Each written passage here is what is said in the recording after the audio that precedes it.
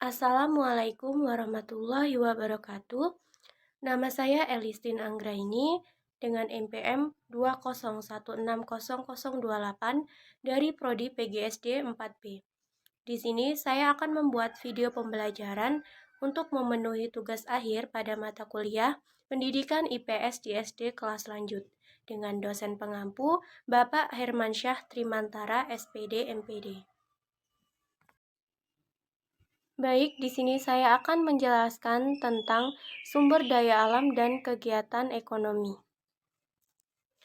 Sumber daya alam adalah segala sesuatu yang berasal dari alam yang dapat digunakan untuk memenuhi kebutuhan hidup manusia. Sedangkan kegiatan ekonomi merupakan kegiatan yang penting dilakukan oleh manusia. Kegiatan ekonomi adalah aktivitas yang dilakukan manusia untuk memenuhi kebutuhan hidupnya. Jenis-jenis sumber daya alam dan kaitannya dengan kegiatan ekonomi. Jenis-jenis sumber daya alam yang ada di Indonesia ada dua, yaitu yang pertama, sumber daya alam hayati atau biotik. Adalah sumber daya alam yang berasal dari makhluk hidup, yaitu hewan dan tumbuh-tumbuhan. Sumber daya alam hayati dibedakan menjadi dua, yaitu yang pertama, sumber daya alam hayati yang berasal dari hewan atau binatang seperti telur, daging, dan ikan. Yang kedua, sumber daya alam nabati yang berasal dari tumbuh-tumbuhan dan merupakan produsen atau penyusun utama rantai makanan. Yang selanjutnya, sumber daya alam non-hayati atau abiotik.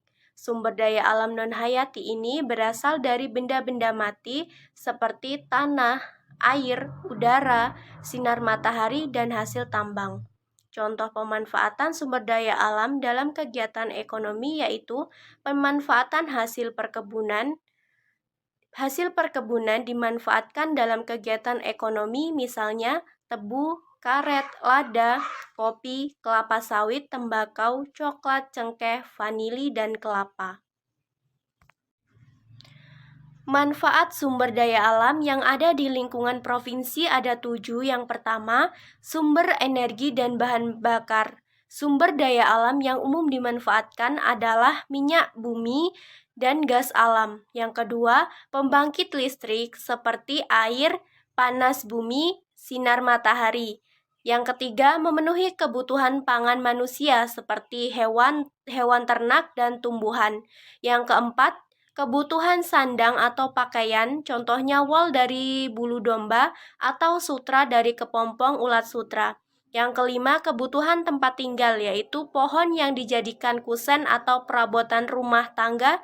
Yang keenam, penyuplai oksigen, yaitu tumbuhan. Dan yang ketujuh, cadangan devisa negara, contohnya seperti hasil tambang.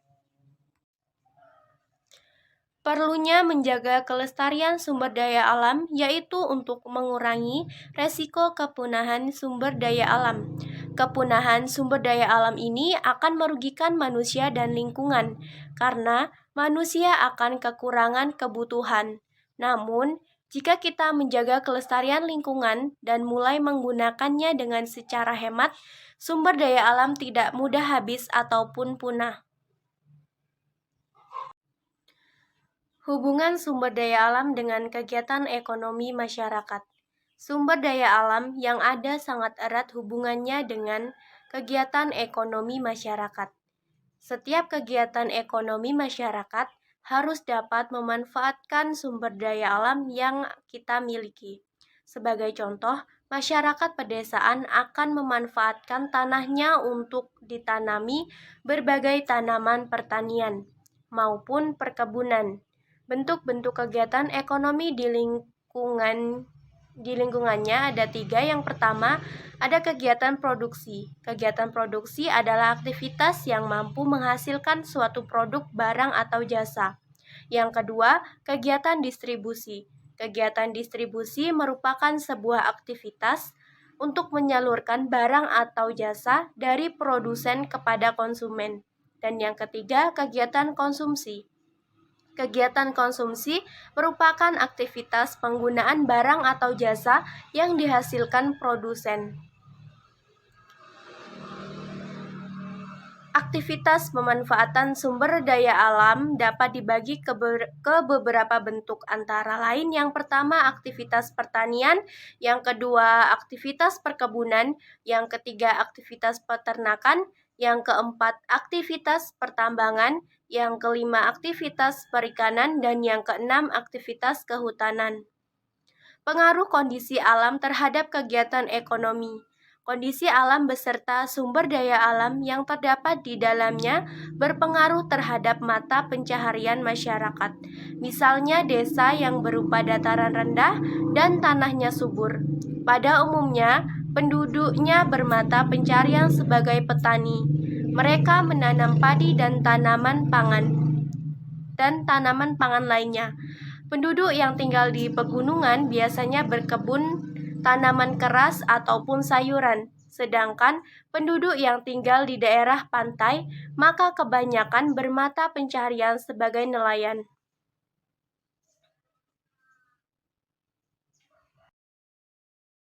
Baik, itu tadi penjelasan materi dari saya mengenai sumber daya alam dan kegiatan ekonomi. Apabila ada salah kata, saya mohon maaf. Saya akhiri. Wassalamualaikum warahmatullahi wabarakatuh.